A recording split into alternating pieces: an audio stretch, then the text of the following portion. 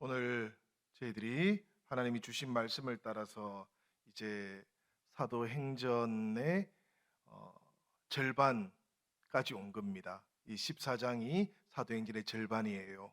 그리고 내용상으로는 보면 사도 바울의 1차 전도 여행이 끝나는 지점이라고 할 수가 있겠습니다. 바울과 바나바는 이고니온에서 핍박을 피해 가지고 루스드라에 갔던 것을 우리가 지난주에 살펴보았습니다. 그 루스드라에는 유대인들이 많이 살고 있지 않아서 회당이 없었어요. 그래서 저 비시디아 안디옥이나 이고니온하고는 달리 루스드라에서는 바울이 회당이 아니라 아마도 길거리에서 복음을 전했던 것으로 보입니다. 사람들이 많이 모여 있는 곳에서 복음을 전하게 되었는데 그 무리들 속에 발을 쓰지 못하는 한 사람이 있었다고 사도행전 14장 8절은 우리에게 전하고 있어요. 이 말씀 한번 읽어보도록 하겠습니다. 다 같이 읽겠습니다. 루스드라에 발을 쓰지 못하는 한 사람이 앉아 있는데 나면서 걷지 못하게 되어 걸어 본 적이 없는 자라.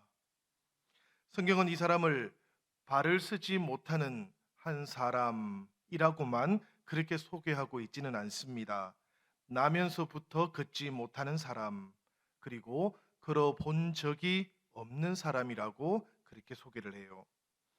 이것은 이 사람을 둘러싸고 있었던 운명이 그만큼 가혹했다라는 것을 한 번 더 우리에게 강조해 주고 있는 그런 말씀으로 보입니다.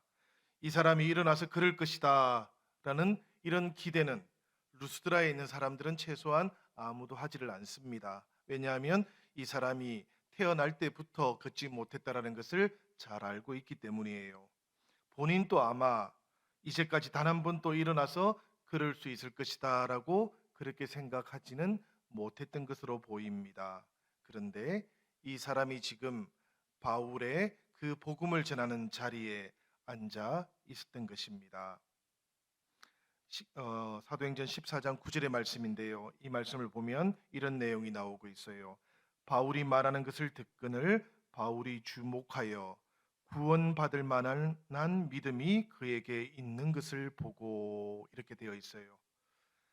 많은 사람들이 바울이 전하는 그 말씀을 들었을 텐데 지금 무리들이 함께 복음을 듣고 있거든요. 그런데도 불구하고 9절의 말씀을 보면 유독 이 사람이 바울이 전하는 말씀을 듣고 있다라고 그렇게 우리에게 말합니다.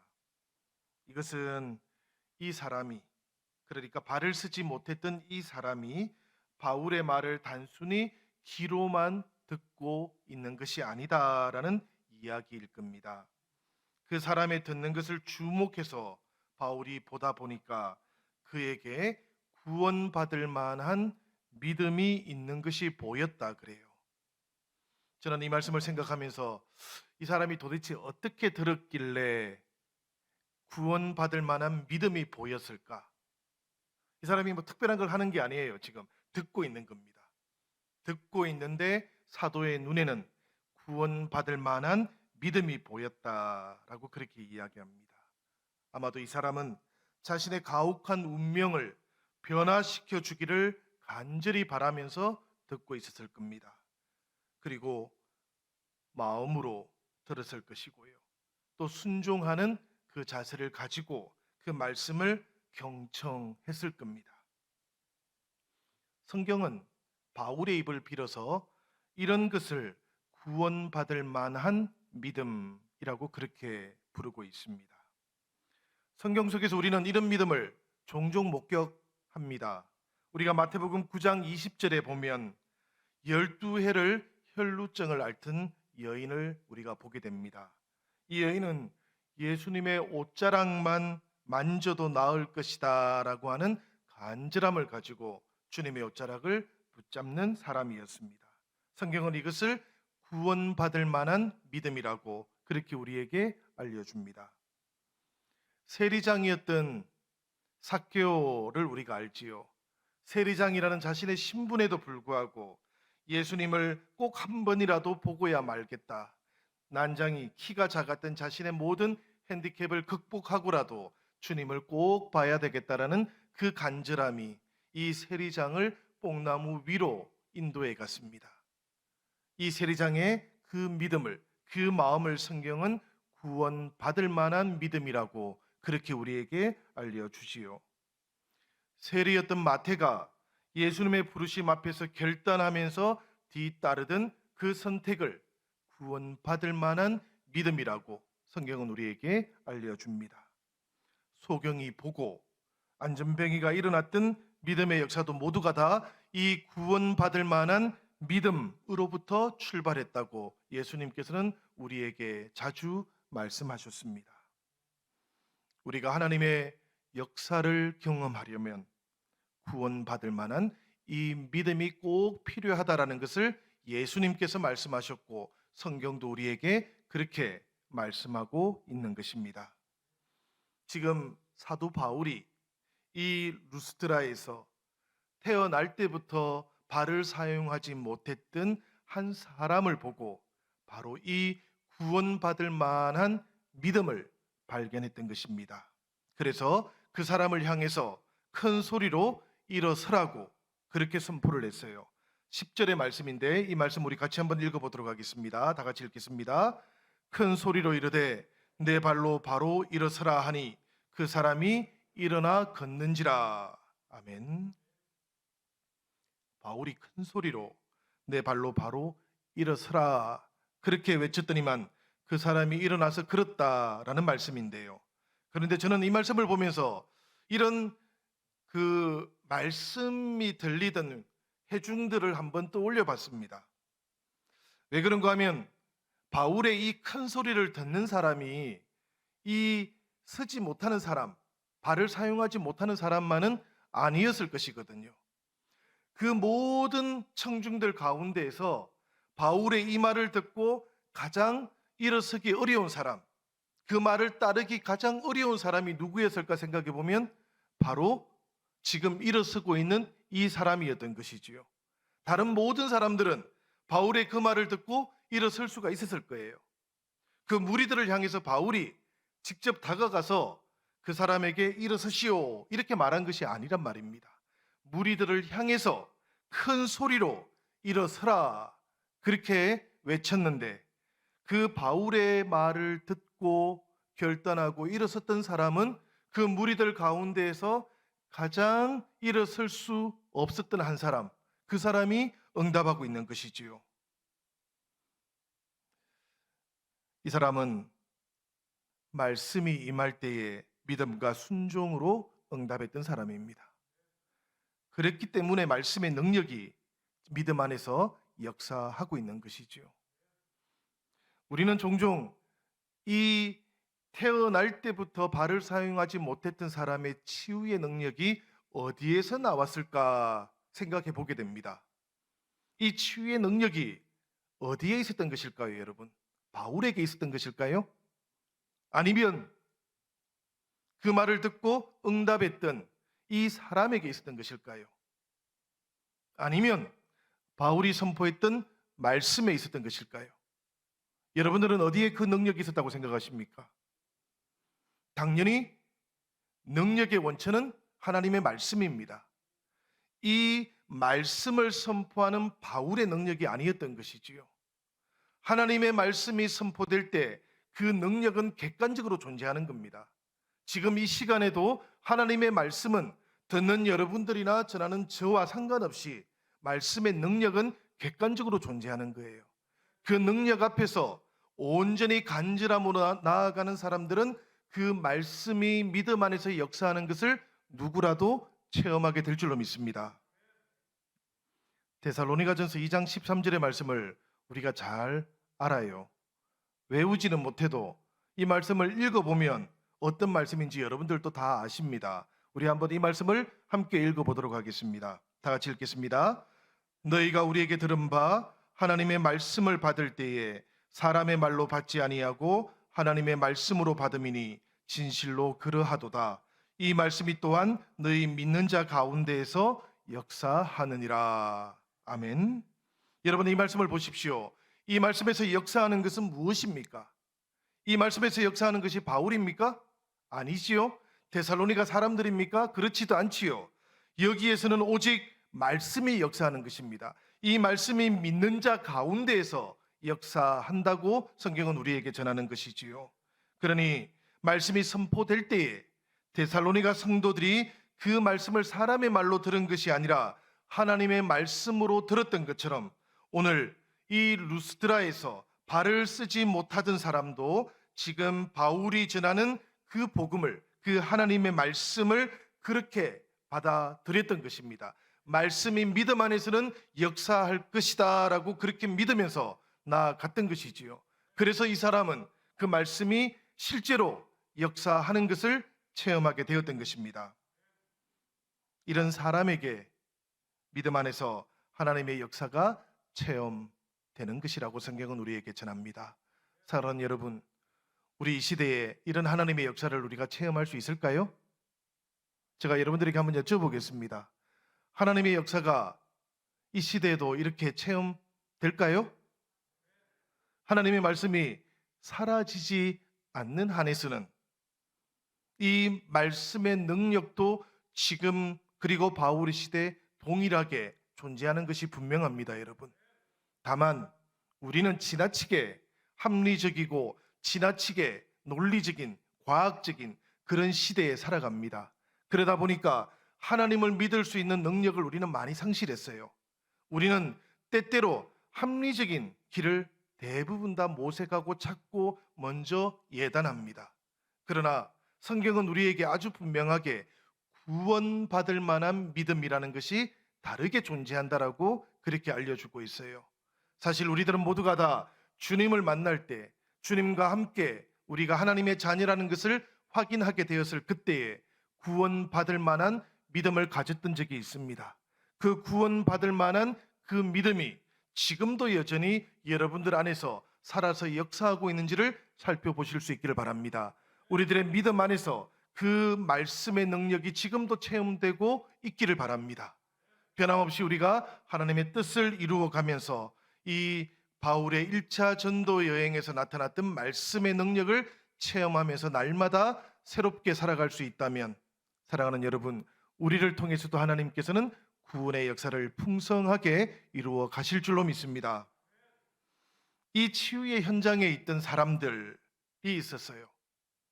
우리보다 2000년 전 사실은 하나님을 향해서 혹은 종교적으로 훨씬 더 개방되어 있던 사람들이었습니다. 이 사람들도 가만히 보니까 구원받을 만한 믿음을 가지고 있지는 못했던 것 같아요.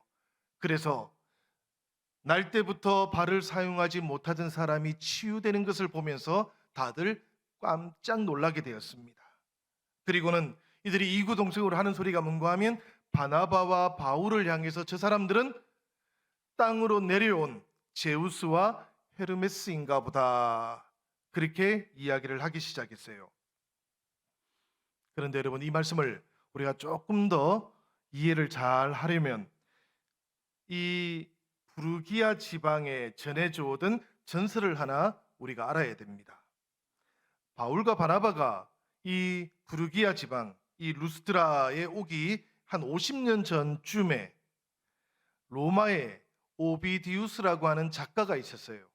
이 오비디우스라고 하는 작가가 이 루스드라 지방, 부르기아 지방에 있는 전설을 인용해 가지고 작품을 하나 쓴 게 있습니다. 그 작품의 제목이 뭔가 하면 메타몰포제스라는 것인데 우리말로 변신 이야기로 그렇게 번역이 되어 있더라고요. 이 작품에 보면 이런 내용이 나옵니다, 여러분. 제우스와 그의 아들 헤르메스가 사람의 모습으로 변장을 하고 땅으로 내려왔어요. 어디로 내려왔는가 하면 부르기아 지방으로 내려왔습니다. 그리고는 사람들의 집을 방문했다고 합니다. 그런데 방문을 해서 하루를 묵어갈 수 있도록 부탁을 할 때마다 거절을 당하는 거예요. 끝끝내 거절을 당하다가 해가 다 떨어질 무렵에 지푸라기와 갈대로 지붕을 이어놓은 집, 아주 초라한 집이지요. 그런 집에 도착을 했어요. 그리고 두드려서 하룻밤 묵고 갈 수 있겠느냐 이렇게 물었더니만 그 주인이 기꺼이 들어와서 이곳에 묵고 가세요. 이렇게 이야기를 하더랍니다. 필레몬과 바우키스라고 하는 이 부부, 늙은 농부입니다. 정성을 다해서 이 손님들을 대접해 주었다 그래요. 후에 제우스와 헤르메스는 자신들을 기꺼이 맞아준 이 필레몬과 바우키스를 큰 축복으로 응답을 해 주었고요. 그 대신에 자신을 맞이해 주지 않았던 이 부르기아 지방 사람들의 집을 홍수로 다 쓸어버렸다라는 그런 전설 이야기를 그 작품에 실어 놓은 거예요. 이 부르기아 지방 사람들 그리고 루스트라 지방 사람들이 이 이야기를 당연히 잘 알고 있었습니다. 그래서 만일에 다시 한번 신들이 자신의 동네를 방문한다면 불친절했던 부르기아 사람들처럼 그런 운명을 당하지 않기 위해서 제우스와 헤르메스를 잘 영접해야 된다, 잘 맞이해야 된다라는 그런 민간의 신앙이 있었다 그럽니다. 이런 전설이 있던 루스라 지방에 두 이방인이 지금 찾아온 거예요. 그리고 찾아왔을 뿐만 아니라 발을 쓰지 못하는 사람, 그 루스트라 지방에서는 아무도 그 사람이 다시 걸을 수 없을 거라고 생각했는데 놀라운 기적이 지금 일어나고 있었고 사람들이 그것을 목격하게 되었던 것이지요. 그러니 사람들이 모두가 다 다시 제우스가 찾아왔다. 다시 헤르메스가 우리 동네에 찾아온 것이다. 이렇게 떠들썩하게 외쳤다라는 이야기입니다. 오늘 성경에 나오는 이야기는 그 이야기예요.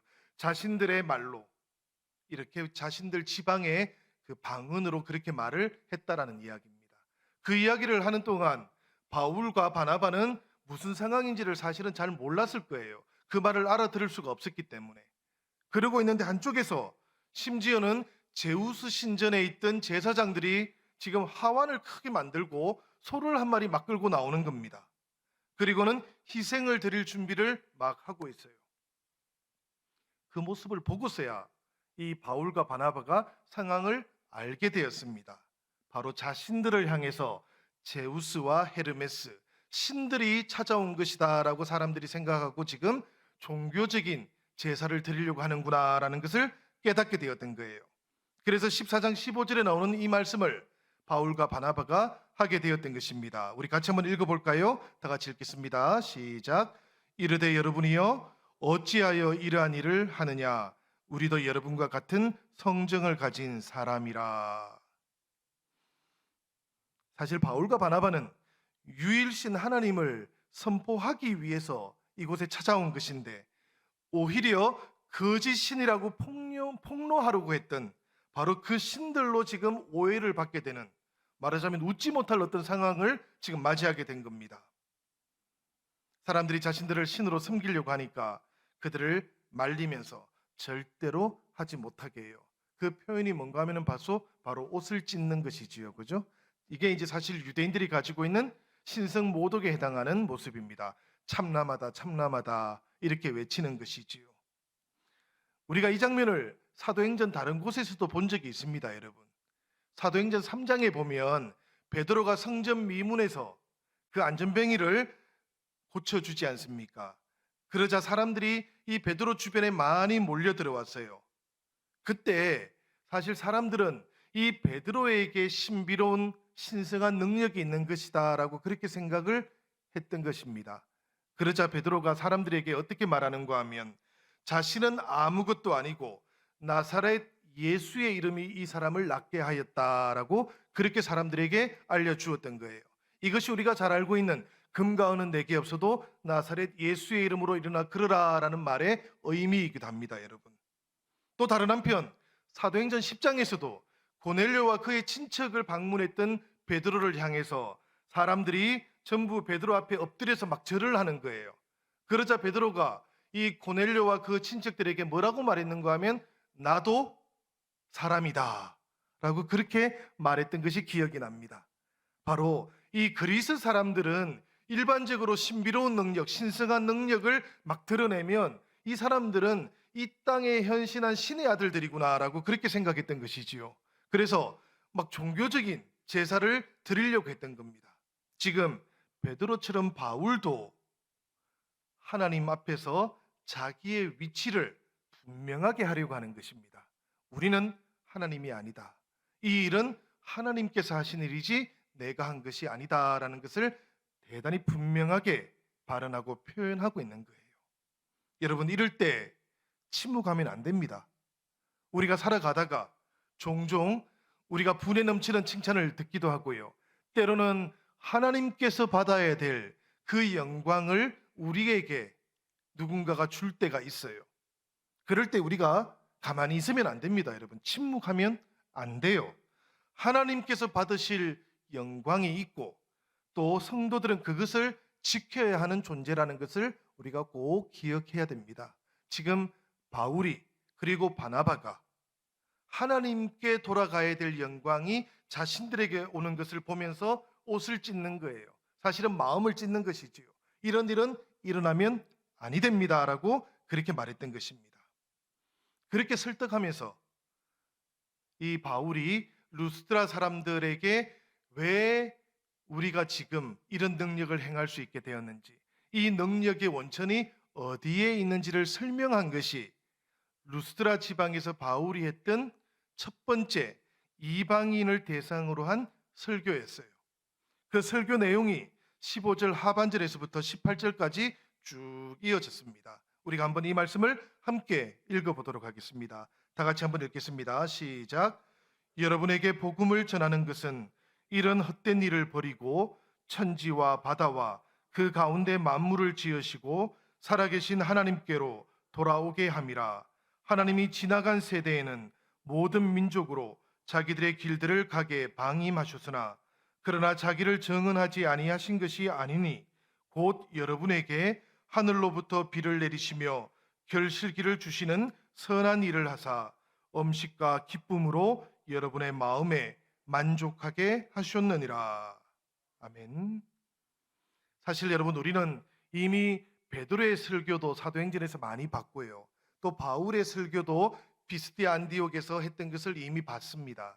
그런데 그때마다 했던 설교의 특징은 뭔고 하면 유대인들을 대상으로 했다라는 것이었어요. 해당에 있던 사람들을 대상으로 했던 거예요. 그 유대인들을 대상으로 했던 바울의 설교의 특징은 뭔고 하면 이미 유대인들이 구약 성경의 내용을 잘 알고 있는 것이지요.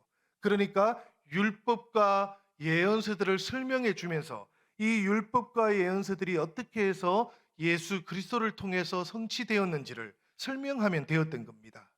그런데 지금 이 루스드라 지방의 사람들은 성경을 몰라요. 이 사람들은 지금 이방인들이고 이교도들입니다. 그래서 바울이 지금 이 복음을 전할 때 가만히 보면 구약 성경의 얘기를 하나도 하지를 않습니다, 여러분. 복음을 전하는데 그 어떤 것도 사용하지 않고 보면은 주위의 자연에 초점을 맞추기도 하고요. 헛된 우상 숭배를 버리고 참되신 신에게로 돌아오기를 바라는 그런 설교를 하고 있는 겁니다. 교리에서는 보통 이것을 자연 계시라고 그렇게 부릅니다. 모든 사람들이 성경을 알지 못하더라도 그 속에서 하나님의 흔적을 발견할 수 있다고 해서 이것을 보편적이고 자연적인 계시라고 그렇게 불러요. 반면에 이 사도 바울이 회당에서 가르칠 때 구약 성경의 말씀 율법과 예언서들을 통해서 예수 그리스도에게 어떻게 이 모든 하나님의 약속이 이루어지고 성취되었는가 하는 것을 가르쳐 주었던 이런 내용들을 특별 계시라고 그렇게 부릅니다. 바울이 여기에서 이 루스드라 사람들에게 전하는 복음의 방식을 이렇게 보고 있으면 저는 그런 생각이 듭니다, 여러분. 바울은 때때로 하나님의 복음을 전하는 데 있어서 참으로 유연한 사람이었다라는 생각을 하게 됩니다. 우리가 종종 복음을 전할 때 여러분, 우리는 어떻게 전합니까? 내가 해야 될 말만 하고 있는 것은 아닌지 돌아봐야 됩니다. 들을 사람을 생각하면서 복음이 전해지고 있는지 우리가 가만히 생각해 봐야 돼요. 제가 이 말씀을 묵상하다 보니까 그 생각이 들더라고요. 제가 그분들의 열정을 폄하하려는 것은 아닙니다. 그러나 종종 우리가 지하철을 타고 가거나 일을 하다 보면 우리가 보게 되는 장면 중에 하나가 예수천당 불신지옥을 외치시는 분들이 있지 않습니까? 듣는 사람들을 고려하지 않는 것이지요. 유연하지 못한 것이지요. 복음을 전하는 열정은 충분히 인정이 됩니다마는 그럼에도 불구하고 접촉점을 찾지 못한 채 복음을 전하고 있는 그런 모습을 보면 이 시대에 하나님의 복음이 어떻게 전해져야 될 것인지 다시 한번 생각해 보게 되기도 합니다. 사도 바울은 루스드라 지방에서 복음을 전할 때 아주 다른 방식을 사용하는 것을 우리가 목격하게 됩니다. 바울이 이렇게 복음을 전했는데요. 루스드라 지방에서 복음의 역사가 일어났을까요? 안 일어났을까요, 여러분? 말씀을 보면 오늘 우리가 읽었던 19절부터 이어지는 말씀들인데요. 이 지역에 사실은 복음의 역사가 있었다 그럽니다. 당연하겠죠. 기적이 일어났으니까요. 치유의 역사가 있었으니까. 그 장면을 목격했던 모든 사람들이 바울과 바나바를 보면서 정말로 이들이 신이 땅에 강림한 것이 아닐까 이렇게 생각할 만큼 복음의 역사가 있었던 것이지요. 그런데 다시 저 비시디아 안디옥에서 그리고 이고니온에서 바울을 쫓아내었던 유대인들이 이곳으로 또 찾아왔다 그럽니다. 우리가 19절의 말씀인데 제가 한번 읽어보겠습니다. 유대인들이 안디옥과 이고니온에서 와서 무리를 충동하니 그들이 돌로 바울을 쳐서 죽은 줄 알고 시외로 끌어내치니라. 이 장면을 보니까 여러분 어떻습니까? 금방 신으로 섬기려고 하면서 제사를 지내려고 했던 사람들이었는데, 그런데 지금 바나바와 바울을 향해서 돌을 던졌다 그래요. 이 장면 어디서 많이 보던 장면 아닙니까, 여러분? 그렇지요? 종려 주일에 호산나 외쳤던 예루살렘 군중들도 똑같은 일을 했지 않습니까? 바울과 바나바를 향해서 이런 폭력적인 모습들, 이런 박해할 수 있는 마음들이 어디에서부터 나온 것인지는 알지를 못하겠어요. 성경을 봐도 설명이 없으니 알지를 못합니다. 그저 충동질에 또 선동에 넘어갔다 이렇게만 되어 있으니 자세하게 추측하기는 어렵습니다만은, 그런데 여러분, 사람의 마음이 얼마나 잘 변하는지는 제가 이 말씀을 보면 잘 알겠더라고요. 이 루스드라 사람들이 얼마나 돌을 던졌는지 바울은 거의 죽게 되었다. 죽은 사람들 성 밖에 내다 버리는 것이죠. 죽었다고 생각했던 것입니다. 그런데 오늘 말씀을 보면 20절인데요. 바울이 어떻게 되었습니까, 여러분? 20절 우리 한번 같이 읽어보도록 하겠습니다. 다 같이 한번 읽어보겠습니다. 시작. 제자들이 둘러섰을 때에 바울이 일어나 그 성에 들어갔다가, 이 말씀을 보면 뭐 특별한 설명이 없어요, 여러분들.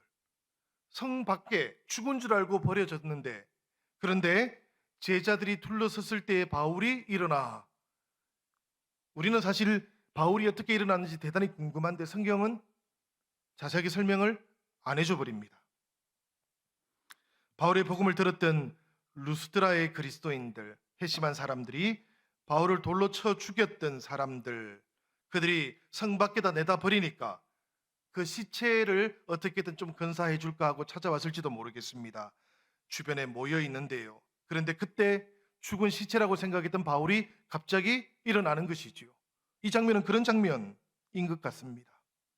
다만 여기서 우리가 한 가지 조금 생각해 보면서 한번 묵상해 보면 이런 부분들은 있는 것 같아요. 여기에서 바울이 일어났다라고 할 때 사용되는 단어가 뭔가 하면 아니스테미라는 단어예요. 이 아니스테미라는 단어는 일어나다라는 뜻이 있습니다, 분명하게. 그러나 동시에 이 뜻에는 일으켜 세우다라는 뜻도 있어요. 이게 일어나다라는 뜻도 있고 이렇게 세우다라는 뜻으로도 동시에 사용됩니다.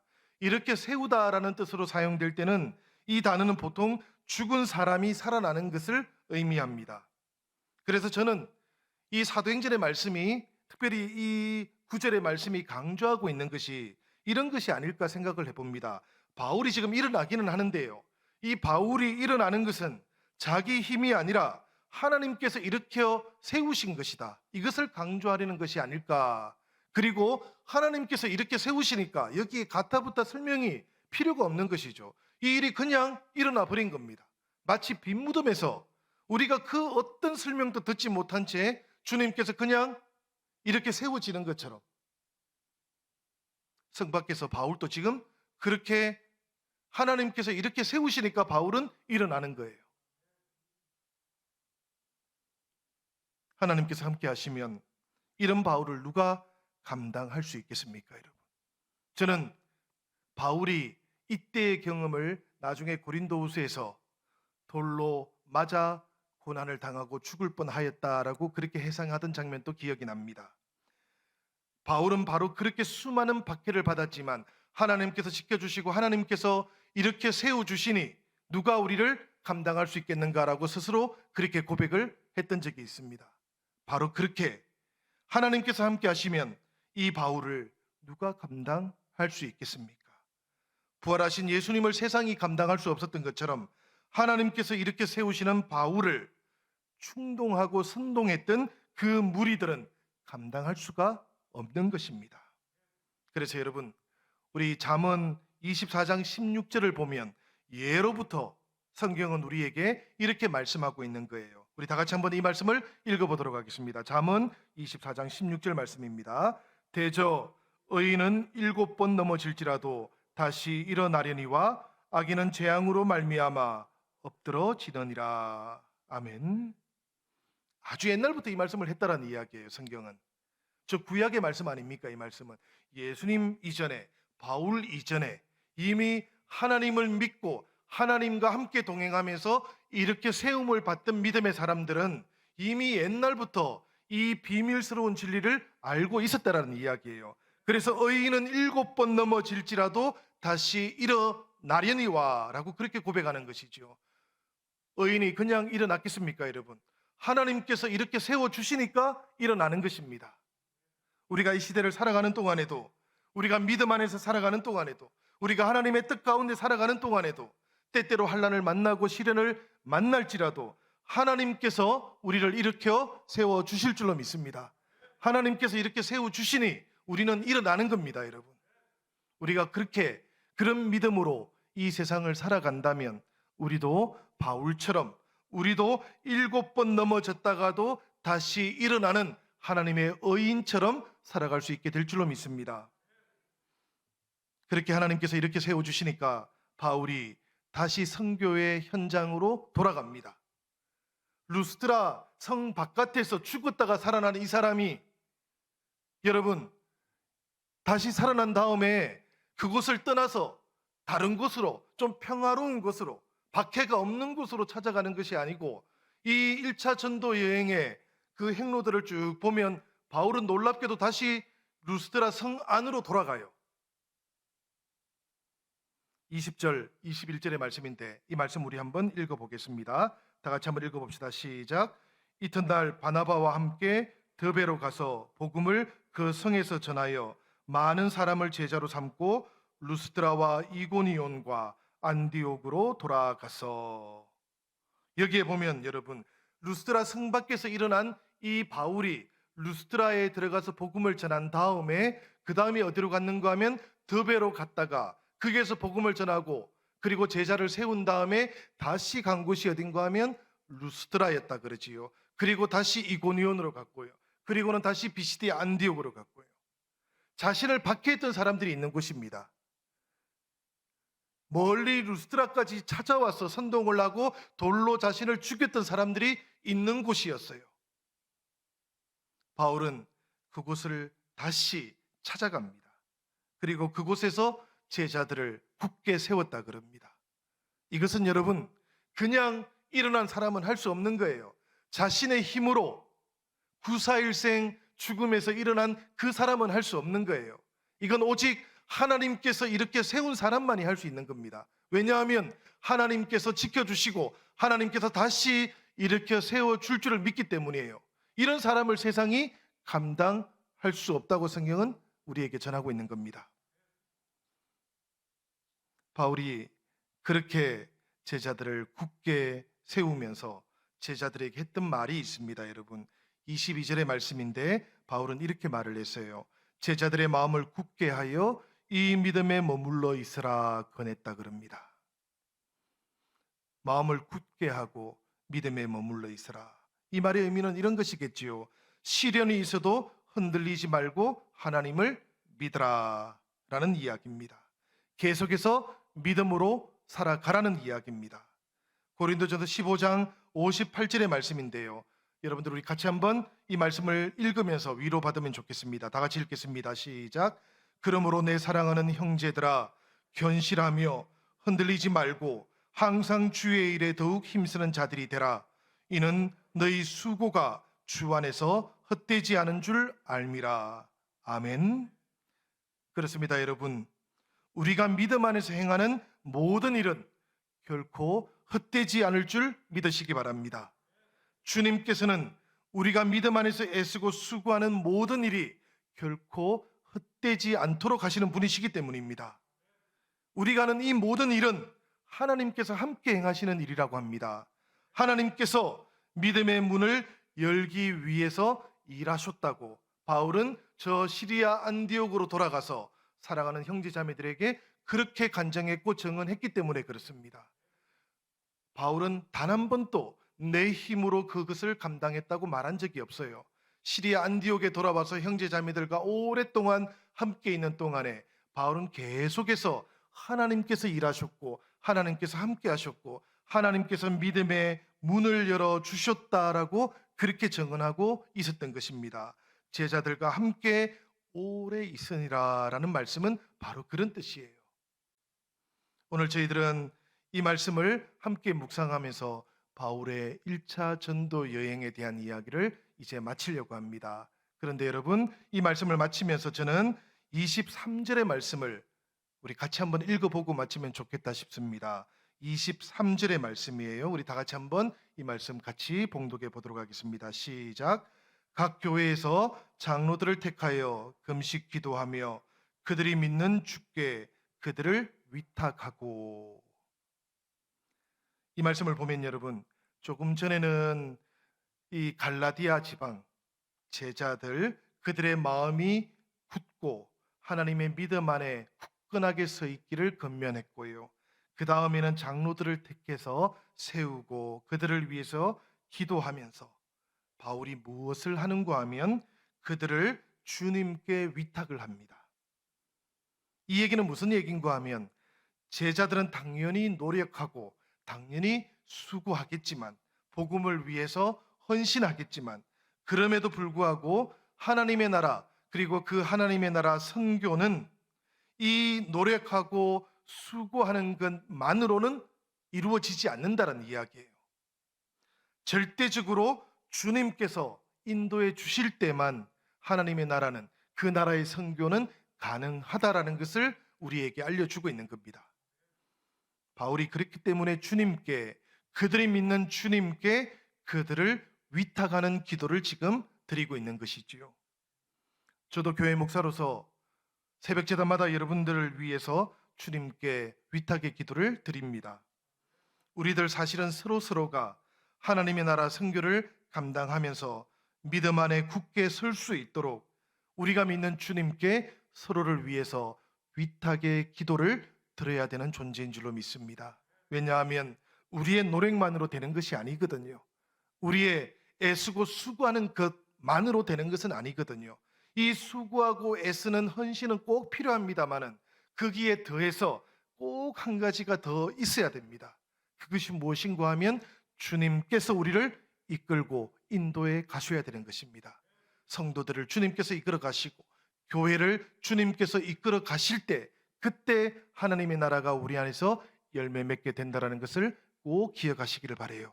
성도 여러분, 우리는 애쓰고 수고하는 사람들이기만 한 것은 아닙니다. 여러분, 우리는 하나님의 나라 열매를 맺을 줄 아는 성도라야 됩니다. 우리가 애쓰고 수고하는 것에 더해서 성령의 신비로운 능력이 더해져서 우리 안에서 하나님의 나라 아름다운 열매들이 풍성하게 맺어지고 그 열매를 인해서 우리가 기뻐하고 하나님께 영광을 올려드릴 줄 아는 그런 성도라야 우리가 정말 하나님과 동력하는 그런 성도들인 줄로 믿습니다.